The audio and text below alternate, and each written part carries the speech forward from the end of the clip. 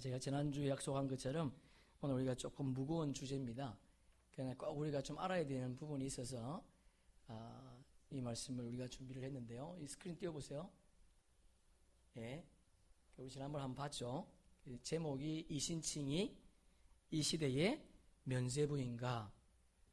여기 나오는 분들 뭐 다 아시는 분들이죠. 뭐 박원주 목사님은 이 이름 바뀌었네, 그죠? 은혜 우리 샘물교회인데 은혜의 샘물교로 바뀌었어요.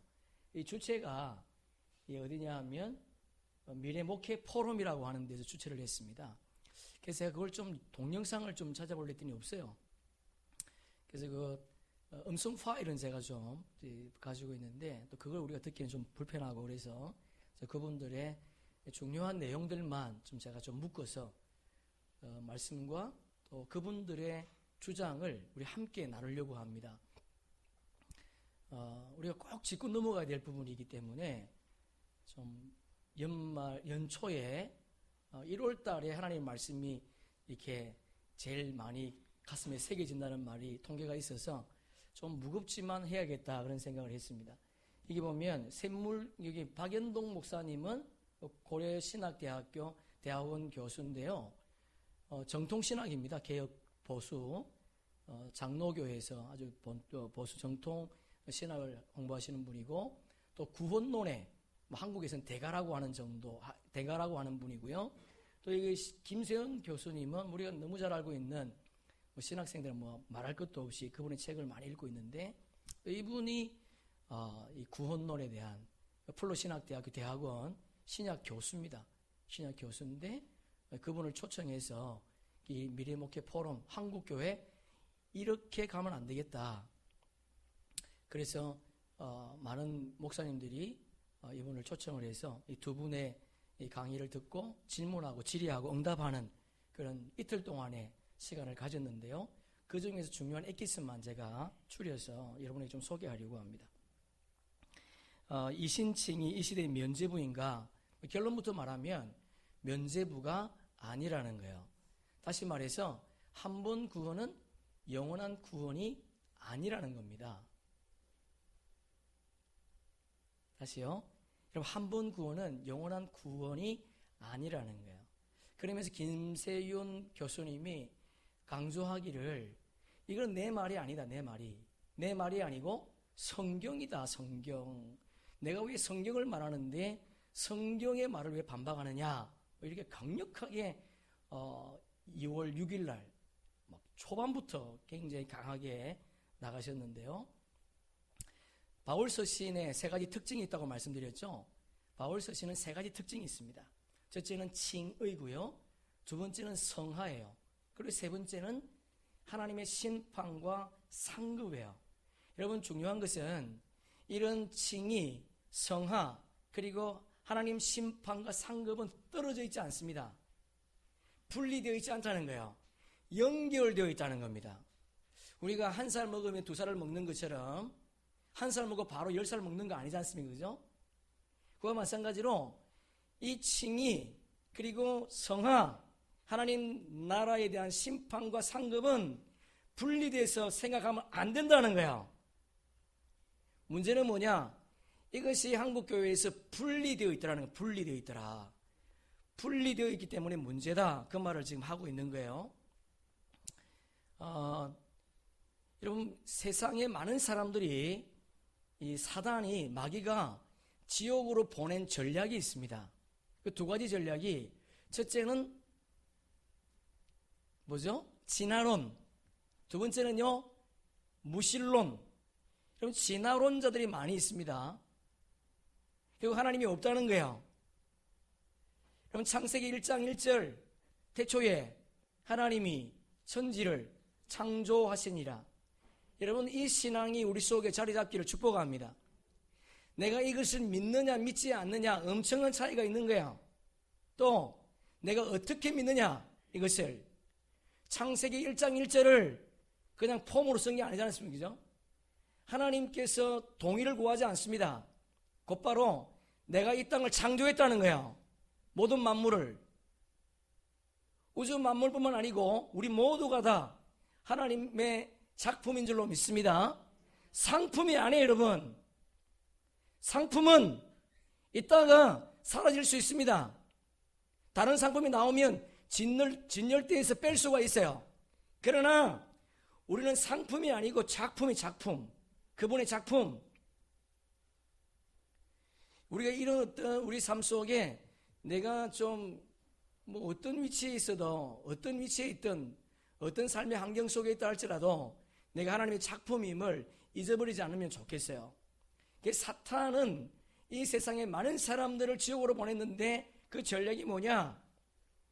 진화론과 무신론, 그리고 한국교회, 특별히 그리스도인들을 많은 그리스도인들을 지옥으로 보낸 전략이 있습니다. 그게 뭐냐면 잘못된 구원론이에요. 잘못된 구원론. 한번 따라해 볼까요? 잘못된 구원론. 예, 잘못된 구원론이 이 시대의 많은 그리스도인들을 지옥으로 보낸다는 거예요. 여러분 생각해 보세요. 제가 한번 질문해 볼게요. 여러분 구원은 믿음으로만 받습니까? 맞습니까? 틀립니까? 틀려요. 맞죠? 여러분 구원은 믿음으로만 받습니다. 여러분 그러면 구원은 상급과는 상관없고 구원은 행함과 상관없고 상급에만 관계가 있습니까? 맞습니까? 틀려요. 여러분 구원은 믿음과 행함이 함께 가는 거예요. 구원은 행함과 상관이 있습니다. 상급과도 상관이 있습니다. 여러분 구원과 믿음은 믿음과 행함이 뗄 수 없는 것처럼 여러분 칭의와 그리고 성화는 뗄래야 뗄 수 없는 거예요. 자, 우리 이신칭의에 대해서 제가 백과사전에 용어를 한번 올려봤는데요. 한번 올려보세요. 백과사전에 보니까 이신칭의 믿음으로써 어렵다고 인칭함을 받는다. 믿음으로 말미암아 어렵다고 칭함을 받았다는 거예요.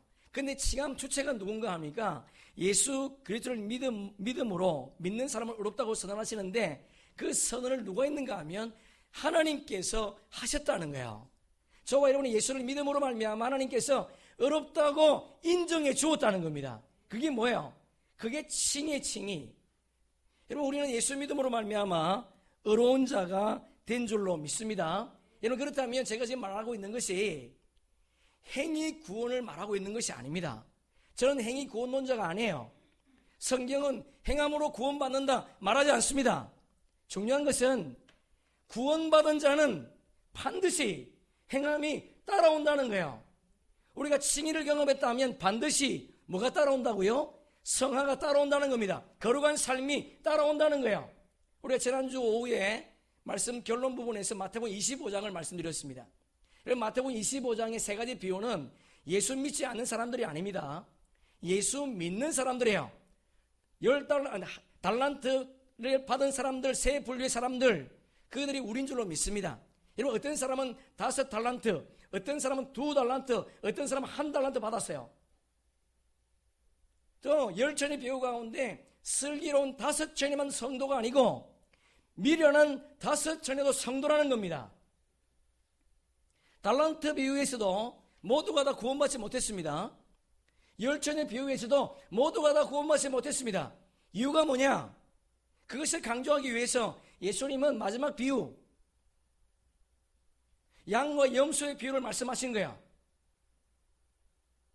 여러분 양과 염소의 비유, 여러분 양은 오른편에, 염소는 왼편에. 구원받은 자는 의인, 구원받지 못하는 자는 악인. 여러분 그 모두가 다 성도입니다. 아니 성도가 아니고 교회를 출입하는 사람이, 교회를 출입하는 사람, 이 땅에 수많은 그리스도인이 있지 않습니까? 아니 그리스도인이 아니라 교회를 출입하는 사람이 있지 않습니까? 그 모두를 다 말씀을 하세요. 예수님께서 심판을 어떻게 말씀합니까? 의인들을 불러놓고 내가 줄일 때에 먹을 것을 주었고 목마를 때에 마실 물을 주었고 나그네 되었을 때에 영접하였고 헐벗을 때에 옷을 입혔고 옥에 갇혔을 때 돌보았고 그리고 내가 못했을 때에 나그네 되었을 내가 병들었을 때에 네가 나를 옥에 갇혔을 때에 나를 찾아와서 보았느니라 그렇게 말씀하세요. 그때 예수님께서 그때 의인들이 뭐라고 그래요? 내가 언제 당신에게 그런 일을 했습니까? 그랬더니 예수님께서 작은 자에게 한 것이 곧 나에게 한 것이라 그렇게 말씀을 하세요. 여러분 왼편에는 염소에게 뭐라고 말씀합니까? 네가 죽을 때에 먹을 것을 주지 않았고 목마를 때에 마실 물도 주지 않았고 나그네 되었을 때에 영접하지 않았고 헐벗을 때에 옷을 입히지 않았고 병들었을 때에 옥에 갇혔을 때에 돌보지 않았다. 그때 악인들이 뭐라 그래요? 내가 언제 그렇게 안 했습니까? 내가 언제 안 했어요? 네 했어요. 그때 예수님께서 작은 자에게 하지 아니한 것이 곧 나에게 하지 않은 것이라 그렇게 말했다는 거예요. 심판의 기준이 뭐예요? 죄를 지었기 때문이 아닙니다, 여러분. 죄를 지었기 때문에 지옥 간 것이 아니에요. 우리가 죄를 짓지 않았기 때문에 천국 가는 것이 아닙니다. 모든 사람은 죄인이에요. 심판의 기준이 뭐냐? 마땅히 해야 될 것을 하지 않았기 때문에 심판이 이루어졌다는 겁니다. 한 달란트 받은 자도 해야 될 일을 하지 않았지 않습니까? 미련한 5전이라도 기름을 준비해야 됨에도 불구하고 기름을 준비하지 않았잖아요. 해야 될 것을 하지 않을 때에 우리에게 심판이 임한다는 거예요. 여러분 꼭 기억하세요. 저는 행위 구원론자가 아닙니다. 그러나 우리가 예수를 믿었다면 반드시 행함이 따라온다는 거예요. 여러분 왜 한국교회가 존재하겠습니까? 아니 우리 조그만 교회, 이 교회가 어떻게 존재할 수 있겠어요? 이름도 없이 빛도 없이 자신의 삶을 드리는 사람이 있으니까 존재하는 거예요. 여러분 자신을 돌아보세요. 내가 이 교회의 멤버인데 나처럼 믿는다면 이 교회가 존재할 수 있을까 없을까? 내 같은 사람들이 다 이 교회에 모여 있다면 우리 교회가 존재할 수 있을까? 그것을 한번 생각해 보세요. 나라는 사람이 수없이 많다면 여러분 부흥하겠죠. 그것을 우리가 생각해야 돼요. 오늘도 한국교회는 이름도 없이 빛도 없이 하나님께서 나를 불러주신 그 은혜 감사해서 자신의 삶을 드리는 사람들이 있기 때문에 오늘도 교회가 존재하는 줄로 믿습니다. 여러분 우리의 삶 속에 이와 같은 은혜가 있기를 축복합니다. 여러분 나는 구원받았기 때문에 내 마음대로 살아도 돼. 내 마음대로 살 거야. 여러분 그 사람이 구원받은 사람입니까? 아니에요. 그 사람은 구원받은 사람이 아닙니다. 어떻게 내가 구원받았는데 내 마음대로 삽니까? 어떻게 내가 칭의가 일어났는데 내 삶 속에 내 생각대로 내 마음대로 살 수 있습니까? 그 사람은 미안하지만 가짜 칭의를 받은 거예요. 가짜 구원을 받은 거라는 거예요. 자, 우리 누가복음 함께 읽습니다. 어떤 사람이 여짜오되 주여 구원을 받은 자가 적으니까 그들에게 이르시되 좁은 문으로 들어가기를 힘쓰라. 내가 너희에게 이르노니 들어가기를 구하여도 못하는 자가 많으니라. 이런 구원받는 자가 많지 않다는 거예요. 예수님 뭐라고 말씀하세요? 내가 올 때 믿음을 가지고 있는 자를 보겠느냐? 그렇게 말했거든요. 구하여도 들어가는 자가 들어가기 위해서 구하여도 찾지 못하는 자가 적다 많다? 많다는 거예요. 여러분 저는 그렇게 생각합니다. 성경도 그렇게 말합니다. 김세훈 박사도 그렇게 강조하더라고요. 부모인 우리가 거듭났습니까? 여러분 거듭났습니까 진짜? 그러면요 자녀들 99%는 따라온답니다. 내가 정말 거듭났다면 내가 어떻게 우리 자녀를 그대로 놔둘 수 있겠어요? 그걸 알면서 모르니까 예? 하나님의 세계를 모르니까 그냥 교회만 출입하면 구원을 받는다라고 생각하고 있기 때문에 그냥 놔두는 거예요. 애들을 안 돼요. 여러분 있을 수 없는 거예요. 어떻게 우리가 정말 거듭났다면 내가 하나님의 자녀가 되어서 그분 앞에 거듭난 존재라고 한다면 어떻게 그냥 둘 수 있습니까? 방학 때가 되면 이 강남에 이런 데는 가회를 한다. 성경 가회.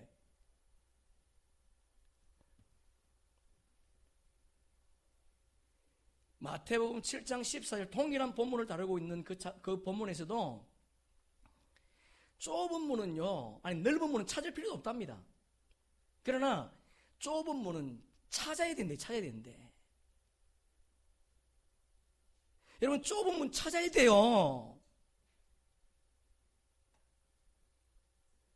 왜 하나님이신 예수님이 그렇게 강조하실까요? 좁은 문을 찾는 자가 없다는 거예요. 다시 말해서 자기 생각대로 자기 마음대로 예수 믿는다는 겁니다. 그것이 한국교회의 실상이요, 한국교회의 문제예요. 그래서 박영동 교수님이 이렇게 말했습니다. 오늘날 한국교회가 안고 있는 심각한 문제는 교인들의 삶과 인격이 변하지 않는다는 것이다. 여러분, 새벽기도 하고 가다가 어떤 권사님이 슈퍼에 가서 뭘 훔쳤다 그러지 않습니까? 그래서 경찰서 잡혀갔답니다. 그래서 왜 그런 일을 했습니까? 그러면 죄송합니다. 그럼 되잖아요. 회개하면 되지요. 뭐 이랬다는 거예요. 여러분, 그게 참 웃기지 않습니까? 웃음도 안 나오죠.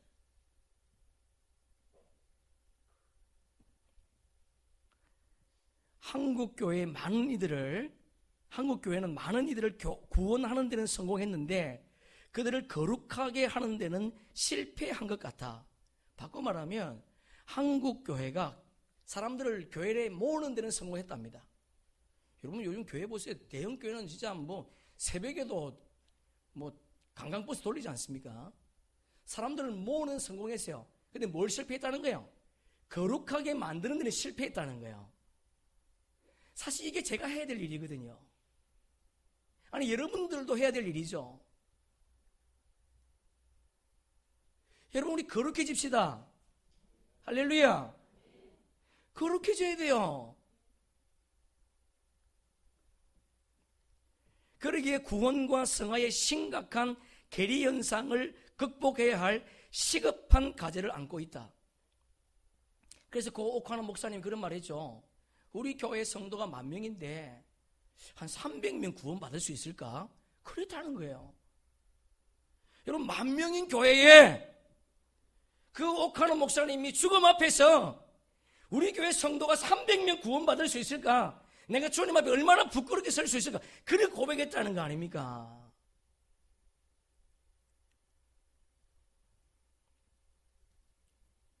왜 우리 교회 안에 이러한 성화의 공백이 발생했는가? 그 원인은 우선적으로 우리 교회 안에 만연해 있는 잘못된 가르침에서 찾아야 할 것이다. 예수 믿음 만사 형통한데요. 우리 5시간을 말씀드렸죠. 지난주 성공복음은 없습니다, 여러분. 그 짜집기 복음. 은혜를 값싼 은혜로 잘못 전하기 때문이다. 그러면 값싼 은혜의 복음은 어떤 것인가? 가장 보편적인 것은 아마도 칭의와 성화를 분리하여 구원은 칭의에만 근거하며 성화와는 무관한 것으로 보는 견해일 것이다. 여러분, 이게 문제라는 거예요. 네? 내가 예수 믿습니다. 교회만 출입하면 구원받는다고 가르친다는 거예요. 여러분, 이게 제 말이 아닙니다. 여러분, 이게 고신대학교, 고신, 개혁교회, 장로교, 예? 여러분, 있을 수 없는 거죠. 제가 왜 웨슬리안을 소개하지 않겠습니까? 웨슬리안은 이렇게 말하거든요.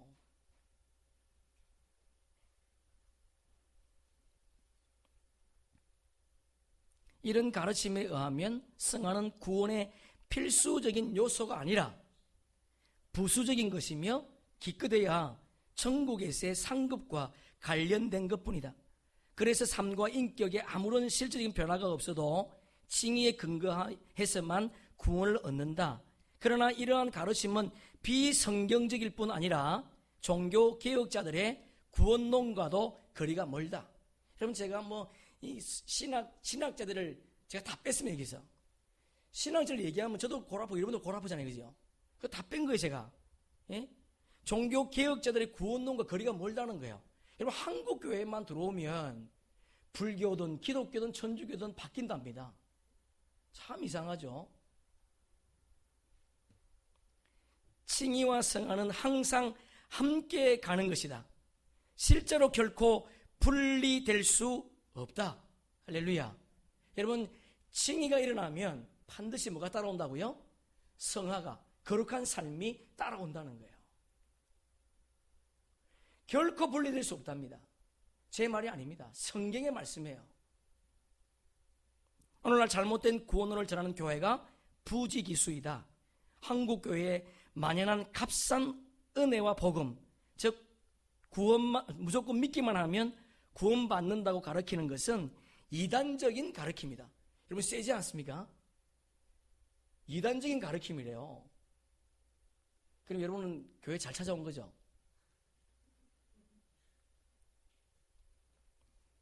교회가 참으로 개혁되기 위해서는 구원론의 개혁이 시급하다. 여러분, 정말 시급합니다. 제가 목회를 해보니까 야, 정말 시급하구나. 예? 저는 평신도 리더를 했었거든요. 평신도 리더를 하면서도 속회 가보면요, 교회에서는 집사고 권사인데 속회를 해보면 이건 권사고 집사가 아니에요, 이거. 예? 이 구원론에 대한 잘못된 인식 때문에 한국 교회가 지금 망하고 있다는 거예요. 망한 이유가 뭐냐? 잘못 가르치니까, 부모들이 잘못 믿으니까 자녀들을 그렇게 가르치는 거죠. 교회만 가면 돼, 그냥. 교회만 가면 구원받아, 괜찮아, 교회만 가. 성경에 그런 말 없어요, 여러분. 저도 이런 말 하고 싶지 않습니다. 그러나 진짜 우리가 500주년 정규 기념 개혁주의를 맞이해서 우리의 신앙이 정말 개혁되어야 돼요. 우리 신앙이 개혁되어야 살 수 있습니다. 우리 신앙이 개혁되지 않으면 죽습니다, 여러분. 나만 죽으면 얼마나 좋겠어요. 내가 죽으면 우리 자녀가 죽는 거예요. 그래서 마틴 루터가 그렇게 말하지 않습니까? 내가 성령 안에 거듭나지 못하면 나도 죽고 내 자녀도 죽는다는 거예요. 내 자녀도. 내가 잘못 믿으면, 내가 잘 믿는 것처럼 생각하고 있는데 잘못 믿으면 나도 죽고 내 자녀도 죽는다는 거예요. 여러분, 오늘 말씀을 들으시고 결정하세요. 아, 내가 이게 계속 교회를 다녀야 될까? 아니면 그냥 다니기를 포기할까? 결정하세요, 여러분. 우리처럼 불쌍한 사람이 없으면 사실은. 생각해보세요. 우리가 열심히 믿었는데 하나님께서는 난 모른다 그러면 그것만큼 비참한 사람이 어디 있어요? 그러니까 오늘 여러분 결단하셔야 돼요. 야, 내가 이제 바르게 한번 믿어봐야 되겠다. 네? 바르게. 이 땅은 천년만년 아니잖아요. 잠깐이거든요. 정말 그 땅에 영원한 땅이 있다면 여러분 한번 여러분 목숨 한번 걸어보세요.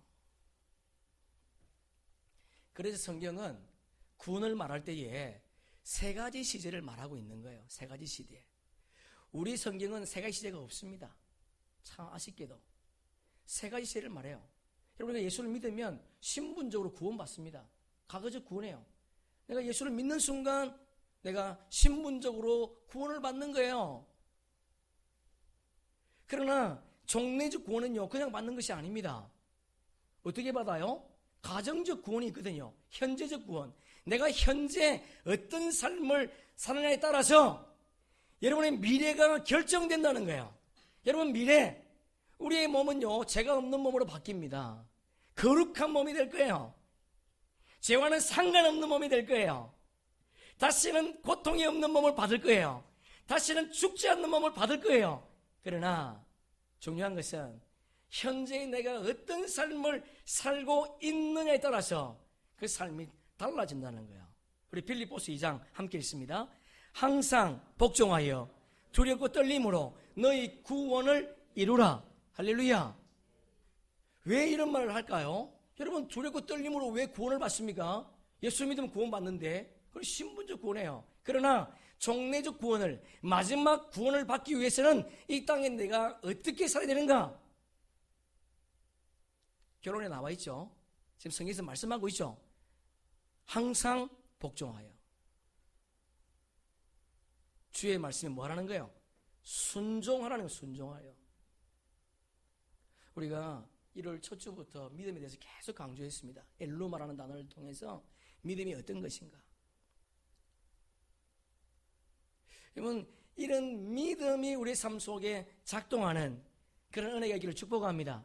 내가 주님의 말씀에 순종하고 있는가? 아니면 내 마음대로 살고 있는가? 여러분 다시 한번 생각해 보시고, 여러분 주의 말씀에 순종하고 있지 않다면 칭의가 이루어지지 않은 것일 수 있다는 거 심각하게 받아들이기를 축복합니다. 여러분, 구원은요 건져내었다 그런 말이에요. 어디로부터? 죄로부터. 여러분, 구원은 죄로부터 건져낸 거예요. 그런데 종교개혁이 지난 이후에 타락하기 전에 어디로부터 건져냈다고요? 지옥으로부터 건져내었다. 있을 수 있습니까? 없어요. 연옥설 없습니다. 여러분, 한 번 죽으면 끝나는 거예요. 죽은 영혼을 위해서 기도하면 그 죽은 영혼이 올라온다고요? 아니에요. 그렇지 않습니다. 내가 이 땅에 살아있을 때에만 기회가 있는 거예요. 살아있을 때에만. 죄로부터 우리를 구원하신, 건져주신 그분을 찬양하기를 축복합니다. 자, 오늘 본문 보세요. 본문 보면 줄 한번 쳐보세요. 24절 어렵다 하심, 25절 어려우심, 26절 어려우심, 어렵다 하려 하심, 28절 어렵다 하심. 이 디카이오스라는 단어 한 단어에서 온 겁니다. 이 한 단어에서 온 단어의 뜻이 뭐냐? 어렵다고 불러주신다. 그리고 어렵다고 인정해 주신다. 그런 말이에요. 여러분, 우리가 예수를 믿는 그 순간 칭의가 일어났어요. 그분이 우리를 어렵다고 인정해 주시는 거예요. 하나님의 주권 아래에서 하나님의 일방적인 주권으로 우리를 어렵다고 인정해 주었습니다. 여러분, 마침 법관이 죄인에게 당신은 죄가 없습니다. 땅땅땅 내린 것과 똑같다는 거예요. 그러면 성경에서 칭의를 어떻게 말하고 있는가? 여러 가지가 있습니다. 그 가운데 제가 4가지만 한번 살펴보려고 합니다. 첫째는요, 칭의는 어떤 것인가? 사망에서 생명으로 옮긴 거예요. 한번 따라해 볼까요? 사망에서 생명으로 옮겨졌습니다. 맞습니다, 여러분. 우리 본문에 보니까 모든 사람이 죄를 범에 따르게 되어 있지 않습니까? 한 사람도 예외가 없어요. 모든 사람이 다 죄인입니다. 죄의 결과는 사망이에요. 죄의 결과는 사망입니다. 여러분 보세요. 예수 믿는 사람이 죽었습니다. 성경에서는 그 사람을 죽었다라고 말하지 않습니다. 잠잔다 그렇게 말해요. 그런데 이상합니다. 예수 안 믿고 죽은 영혼들을 요한계시록 20장에 보니까 그들을 둘째 사망에 넣었다 그렇게 말하는 거예요. 첫째 사망이 아닙니다. 둘째 사망에 들어갔대요. 그건 무슨 말이에요? 이미 죽었다는 거지요. 그러니까 예수님께서 이 땅에 오셔서 예수 믿지 않고 살아있는 그 사람들을 향해서 뭐라고 말씀하셨는가? 죽었다는 거예요. 여러분, 예수를 안 믿고 살아있는 사람은 죽은 거예요. 지금 우리는 볼 때 생물학적으로 살아있지만 예수님 볼 때는 저 사람 죽었다는 거예요. 그래서 죽을 때에, 이 땅에 죽을 때에 그가 둘째 사망, 영원한 불못에 들어갔다 그렇게 말하는 거야. 여러분 생각합시다. 저와 여러분은 사망에서 생명으로 옮겨진 자인 줄로 믿습니다. 왜냐하면 그분이 우리 죄를 지시고 십자가에서 죽어주심으로 말미암아 우리 사망에서 생명으로 옮겨졌어요. 할렐루야. 여러분 얼마나 감사합니까? 그분이 내 죄를 대신하시고 죽으심으로 말미암아 우리 영원한 사망에 들어갈 수밖에 없었는데 그분 때문에 사망에서 생명을 옮겨줬대. 그것이 칭의예요. 자, 우리 요한복음 5장 함께 읽습니다. 내가 진실로 너희에게 이르노니 내 말을 듣고 또 나 보내신 이를 믿는 자는 영생을 얻었고 심판에 이르지 아니하리니 사망에서 생명으로 옮겼느니라. 여러분 생각해보세요. 이걸 믿는다면 우리가 어떻게 내 마음대로 내 생각대로 살 수 있겠습니까? 하나님 우리를 보시고 저 사람 살아있네 그렇게 말하는데 누구로부터 살아있다는 거예요? 예수로부터 살아있다는 거예요. 예수로부터. 세상으로부터 살아있다는 말씀이 아닙니다, 여러분. 세상으로 살아있는 그들을 죽었다라고 말하지 않습니까? 저와 여러분은 예수로 살아있는 존재가 되었다는 거예요. 두 번째 칭의가 뭔가 하면 죄의 종에서 의의 종으로 우리가 바뀌었다는 거예요. 신분이. 자, 우리 한번 로마서 6장 함께 읽습니다. 하나님께 감사하리로다. 너희가 본래 죄의 종이더니 너희에게 전하여 준 바 교훈의 본을 마음으로 순종하여 죄로부터 해방되어 의의 종이 되었느니라. 본래 죄의 종이었답니다. 본래 죄의 종이었다는 것은 제가 시키는 대로 했다는 거예요. 여러분, 이전에 우리는 내가 하고 싶은 거 한 것이 아니고요, 제가 시키는 것을 한 거예요. 그런데 어떻게 됐습니까? 죄로부터 해방되었답니다. 여러분, 죄로부터 해방되었다는 것은 죄의 사슬, 죄의 결박으로부터 해방되었다는 겁니다. 우리가 죄로부터 해방되었다면 우리가 죄를 안 짓겠죠. 남을 시기하거나 미워하지 않겠죠. 자기 마음대로 생각하지 않겠죠. 그런데 우리가 죄로부터 해방되었지만, 죄의 종로부터 해방되었지만, 아직도 죄의 사슬, 죄의 결박으로부터는 해방되었지만 죄로부터는 해방되지 않았다는 거예요. 그래서 어떤 사람은 본래 죄의 종이었는데 이제는 죄로부터 해방되었기 때문에 죄에 이끌려 살지 않습니다. 그러나 어떤 사람은요, 아직도 죄로부터 해방이 되었지만 죄의 종이 되어 살아간다는 사람이 있더라는 거예요. 여러분은 어느 쪽에 많이 속해 있습니까? 어느 쪽에? 가능하면 죄를 안 지려고 몸부림치겠죠. 예, 여러분, 죄의 사슬, 죄의 해방으로부터는 우리가 해방되었지만 죄 아래 아직도 우리는 있다는 걸 기억하세요. 그리고 죄의 종이었던 우리를 의의 종으로 옮겨주었답니다. 할렐루야. 의의 종. 그래서 우리는 그분의 뜻을 따라 살아가야 될 존재가 되었다는 거예요. 여러분, 우리 삶 속에 죄에게 끌려다니지 마시고 오늘도 죄에서 해방된 저와 여러분이 하나님의 뜻을 쫓아 살아가는 그런 은혜가 있기를 주님의 이름으로 축복합니다. 그래서 사도 바울이 갈라디아서에서 5장 1절에 보니까 그리스도 예수께서 우리를 자유롭게 하셨고 자유를 주셨으니 그러므로 굳건하게 서서 다시는 종의 멍에를 매지 말라. 여러분, 죄의 멍에를 매지 마세요. 세상의 멍에에 매지 마세요. 세상의 가치관으로 여러분의 자녀를 가르치지 마세요. 세상의 것 사라지는 거 아시죠? 그럼에도 불구하고 일시적인 기쁨을 위해서 우리가 늘 아이들에게 세상 것을 가르치는데 안 된다는 거예요. 저와 여러분은 죄의 종에서 의의 종으로 옮겨졌습니다. 이 은혜가 우리 삶에 있기를 축복합니다. 세 번째는요, 흑암의 권세에서 하나님 나라로 옮겨진 것이 칭이라는 거예요. 자, 우리 한번 골로새서 1장 13절 함께 있습니다. 그가 우리를 흑암의 권세에서 건져내사 그의 사랑의 아들의 나라로 옮기셨다. 이 권세가 통치입니다. 통치. 사탄의 통치를 받았는데 이제는요, 하나님의 통치를 받게 되었다는 거예요.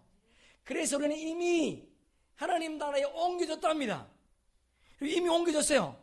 우리가 이 땅의 삶을 살고 있지만 하나님 나라의 시민권자가 되었다는 거예요. 다시 말해서 우리의 마음의 생각은 하나님 나라에 가득 차 있다는 거예요. 내가 가야 할 그 본향에 우리의 마음속에 가득 차 있는 상태가 되었다는 거예요. 왜? 칭의를 받았으니까. 이것이 칭의라는 겁니다, 여러분. 그래서 박영동 교수님이, 김세영 교수님이 이렇게 말합니다. 칭의는 아담적 죄인들을 하나님이 그리스도의 속죄, 이 속죄라는 것은 예수님의 십자가 사건을 말합니다. 내 속죄를 통해 사탄의 통치 아래에서 해방하여 하나님 나라로 이전하는 것을 말한다. 여러분, 칭의는 우리가 지금 사탄의 통치를 받았는데 이제는요, 하나님의 통치를 받는다는 거예요. 여러분, 우리가 하나님의 통치를 받는데 어떻게 세상 것이 우리의 삶 속에 들어올 수 있겠습니까? 들어올 수가 없죠. 그분의 통치 아래 있으면 모든 것이 우리의 것인 줄로 믿습니다. 우리가 지난주 오후에 배웠지 않습니까? 오늘 오후에도 그 결론을 말씀드릴 텐데, 여러분, 칭의가 일어났어요. 우리는 사탄의 통치를 받는 자가 아닙니다. 이제는 하나님의 통치를 받는 자인 줄로 믿습니다. 그래서 이어서 보니까 하나님이 죄인들을 용서하고 자신의 나라로 이전시켜 자신의 백성 삼으신 것은 이제 그들이 하나님의 통치에 의지하고 순종하며 살아야 한다는 요구를 담고 있는 것이다. 여러분 보세요. 하나님을 의지하는 것은요, 우리의 특권입니다. 할렐루야. 여러분, 하나님의 통치를 받는 저와 여러분이 두 가지를 해야 돼요. 첫째는 하나님의 특권을 누려야 됩니다. 그 특권이 뭐냐? 하나님을 의지하는 거예요. 그리고 두 번째, 특권만 누리면 안 된다는 거예요. 의무도 감당해야 됩니다. 그 의무가 뭐냐? 여러분, 순종이라는 거예요. 순종. 예? 납세 의무가 있죠? 국방의 의무가 있죠? 교회가 의무가 있죠? 그와 마찬가지로 하나님의 통치를 받는 저와 여러분이 해야 될 의무가 있는데 그게 뭐냐? 하나님 말씀에 순종하는 것이다.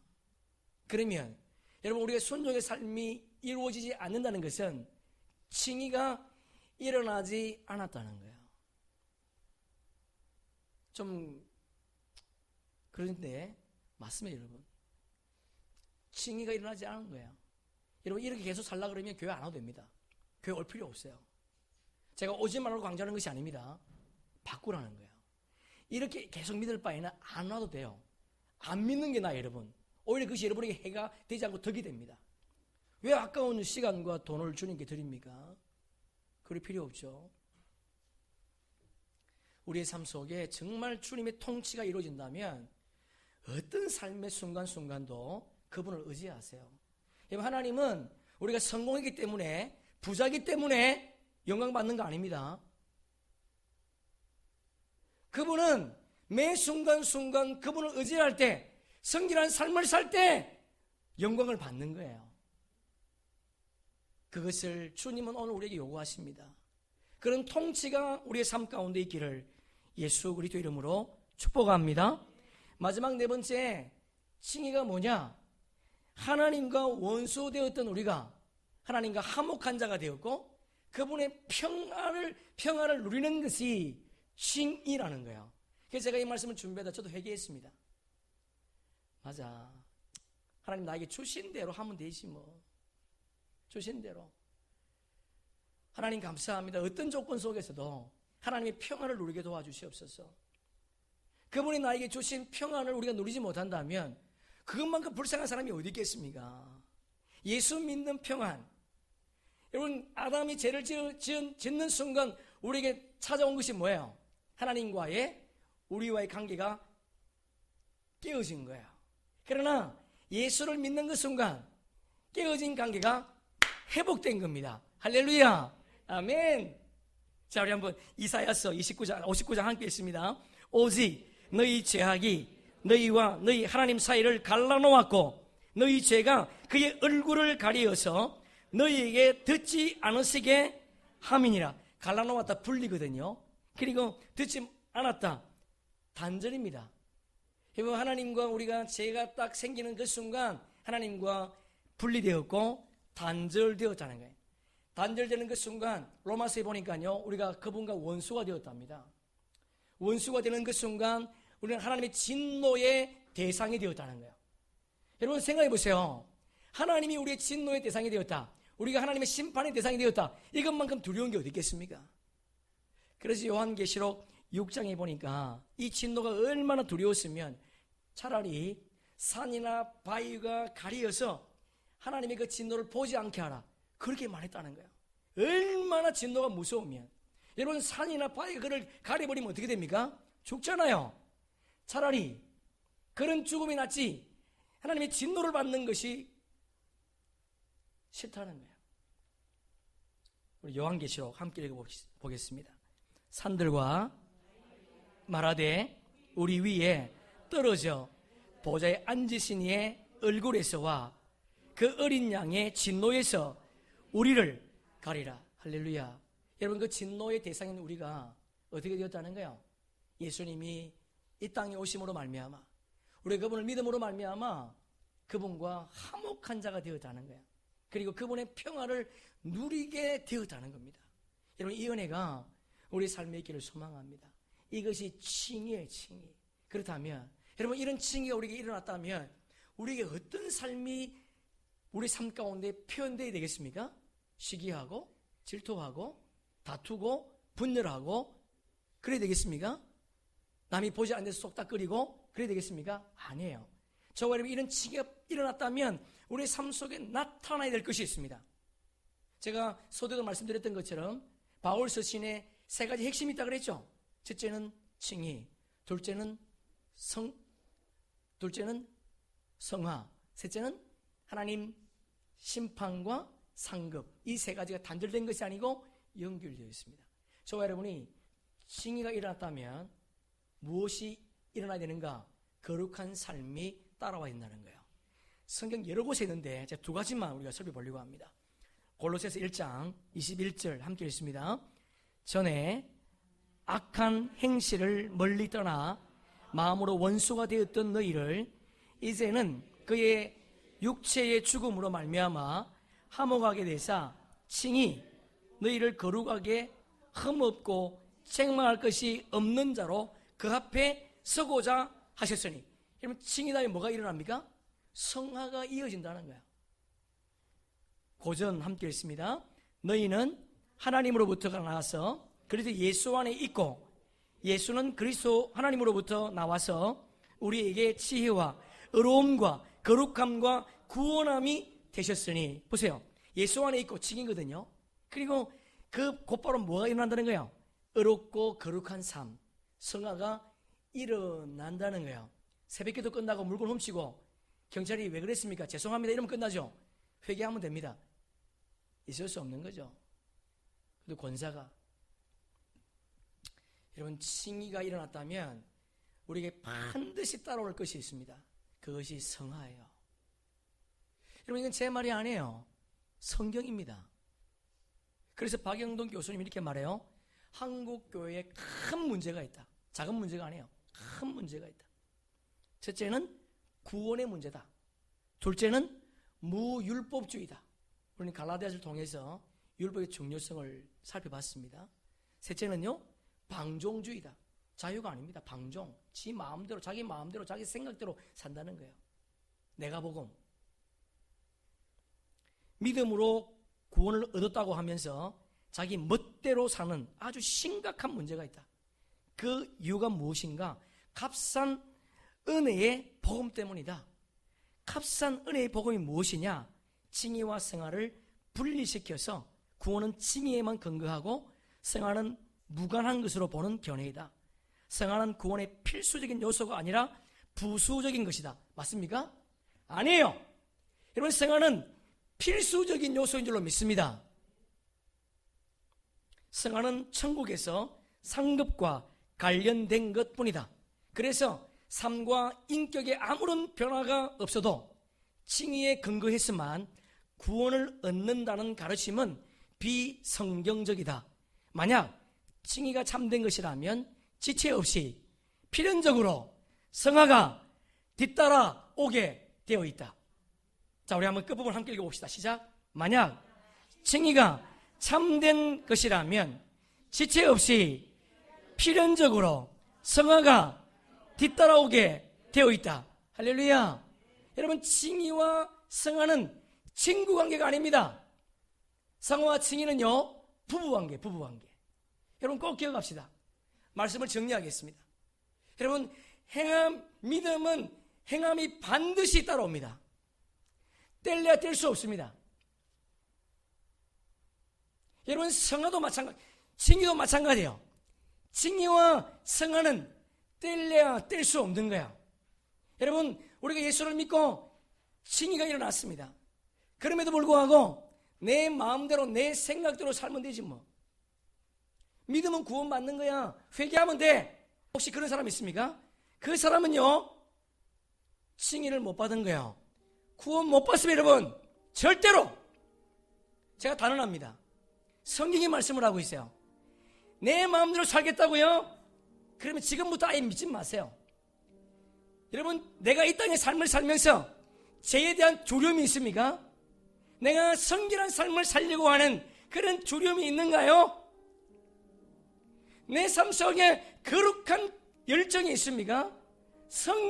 성결된 삶을 살고자 하는, 거룩한 삶을 살고자 하는 거룩한 열정이 있는단 말이에요. 여러분, 그런 사람에게는 칭의가 일어난 거예요. 저와 여러분의 삶 가운데 하나님 나에게 주신 이 놀라운 칭의, 이 놀라운 구원의 십자가의 사랑을 내가 마음대로 살아서 예수 믿지 않는 사람들에게, 예수 믿는 사람들을 아프게 하고 교회를 아프게 하는 그런 자가 아니라 내가 정말 내 삶 속에 거룩한 열정, 거룩한 삶이 표현되어서 나를 통해 주님 영광 받으시옵소서. 그런 남은 삶을 우리가 살아갈 수 있기를 주님의 이름으로 축복합니다. 그리고 결단하세요, 여러분. 구원은 이런 거구나. 예수 믿으면 구원받는 게 아니구나. 여러분, 그걸 정말 믿었다면 가르쳐야 되지 않겠습니까? 또 그렇게 살아야 되지 않겠습니까? 하나님이 뭐 어떤 말씀하시든 내가 순종해야 되겠다. 그런 결단이 없으면 안 되겠죠. 오늘 다시 한번 이 말씀 앞에, 무거운 말씀 앞에 다시 한번 우리 삶을 도전합시다. 그분이 사망에서 생명을 옮겨주었습니다. 저와 여러분을 죄의 종에서 의의 종으로 옮겨주었습니다. 사탄의 통치에서 하나님의 통치를 받는 하나님의 자녀를 옮겨주었습니다. 여러분, 주님의 통치, 그분의 통치를 받기 위해서는 그분을 의지하는 거예요. 그리고 그분의 말씀에 순종하는 겁니다. 의지하는 것은 특권입니다. 어린아이가 아버지를 의지하는 것처럼 그분을 의지하는 것은 특권이에요. 여러분, 그분을 의지하지 못한다는 것은 믿음이 없는 거예요. 크고 작은 문제든 그분께 의지하세요. 그분께 맡기세요. 도와달라고 부탁하세요. 그리고 순종하세요. 오늘도 이 강단에서 선포되는 말씀에 순종하기 싫으면 우리 교회 안 오셔도 괜찮습니다. 아니, 떠나도 됩니다. 정말 하나님 말씀 앞에 순종하기로 한다면 그 말씀 앞에 순종하기로 결단하는 저와 여러분 되기를 축복합니다. 그리고 그분께서 우리를 화목한 자로, 그분의 평화를 누리는 자로 우리를 부르셨다는 거예요. 그러면서 그분이 뭐라고요? 정말 칭의가 일어났다면 순종의 삶을 살라는 거예요. 걸어간 삶이 따라와야 된다는 거야. 우리 교회는 많은 성도님들이 없습니다. 그래서 참 좋은 점이 있습니다. 서로가 서로를 다 알기 때문에 서로를 격려할 수 있고 위로할 수 있고 세워줄 수 있습니다. 또 반면에 약점도 있습니다. 너무 잘 알기 때문에 저 사람은 저래, 그냥 내팽이 칠 수 있습니다. 우리 그러지 마시고 영적으로 무너져 있는 그 사람들, 정말 우리가 앞섰다면, 내가 정말 구원의 은혜, 칭의의 은혜가 일어났다면 그분들을 어떻게 하든 세우려고 하는, 어떻게 하든 세우려고 몸부림치는 저와 여러분 되기를 주의 이름으로 축복합니다. 우리가 요한계시록 통해서 살펴받은 내용 가운데 한 구절을 우리가 살펴보면서 말씀을 마치려고 합니다. 요한계시록 19장 8절 말씀 우리 한 절 찾습니다.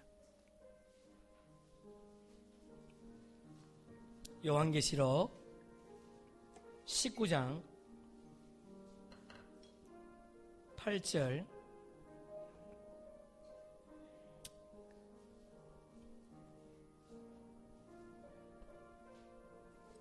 함께 읽겠습니다. 그에게 빛나고 깨끗한 세마포 옷을 입도록 허락하셨으니 이 세마포 옷은 성도들의 옳은 행실이로다 하더라. 할렐루야. 여러분, 우리가 예수 앞에 오면 그분이 우리를 깨끗하게 하실 줄로 믿습니다. 여러분, 우리가 세마포 옷 깨끗하게 입는 것은 당연한 거죠. 근데 오늘 성경에 보니까 그 깨끗한 옷 앞에 또 다른 단어가 있습니다. 빛나고. 할렐루야. 여러분, 빛난다는 것은요, 거룩함을 의미합니다. 다시 말해 성화를 의미하는 거예요. 여러분, 우리의 세마포 옷, 그 밝기가 무엇으로 드러난다고요? 그렇죠, 거룩함으로. 그 빛이 거룩이라니까요. 여러분, 우리가 하나님 나라에 서면 우리는 세마포 옷을 입지 않으면 그분 앞에 설 수 없습니다. 세마포 옷을 입었는데 그 세마포 깨끗한 옷이 무엇으로 드러나는가? 빛남으로 드러난다는 거예요. 어떤 사람은 500와트의 밝기로, 어떤 사람은 100와트의 밝기로, 어떤 사람은 10,000와트의 밝기로 그렇게 드러난다는 거예요. 뭘 의미하는 거예요? 여러분, 거룩은요 부담이 아닙니다. 거룩은 특권이요, 거룩은 축복이요, 거룩은 상급인 줄로 믿습니다. 할렐루야, 아멘. 한 사람이 아멘을 안 하네요. 거룩함, 하나님 나라의 상급인 줄로 믿습니다. 아멘. 여러분, 우리 삶 가운데 주님 앞에 깨끗한 세마포 옷 입고 서지 마시고 빛나는 세마포 옷을 입고 설 수 있기를 주님의 이름으로 축복합니다. 아멘. 우리 한번 찬양합시다.